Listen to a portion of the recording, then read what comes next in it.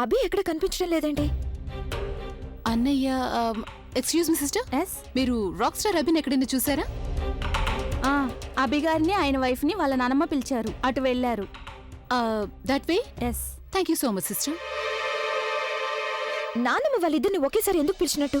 Simple తను. స్టోరీకి climax వచ్చుంటుంది, నానమ్మకి మొత్తం పూర్తిగా తెలిసిపోయి ఉంటుంది. అంటే ఈ రోజుతో ఆ కళ్ళజోడు పని పూర్తయిపోతుందన్నమాట.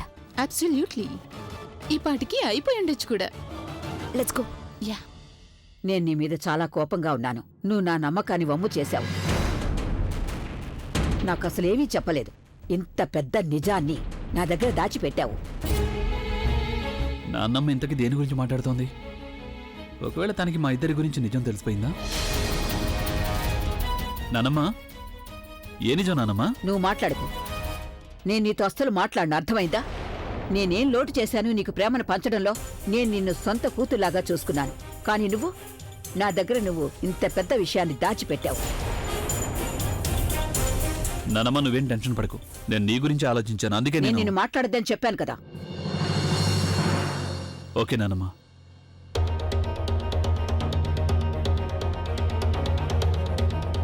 అన్నయ్య, నానమ్మని తిట్టుకుంటూ ఎందుకు ఆపుతున్నావు?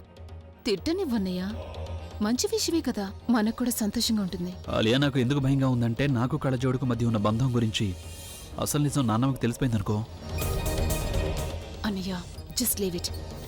నానమ్మ ఇప్పుడు బానే ఉంది కదా, తనకేవీ కాలేదుగా. అంటే దీని అర్థం ఏంటి? It's all good, so let it be.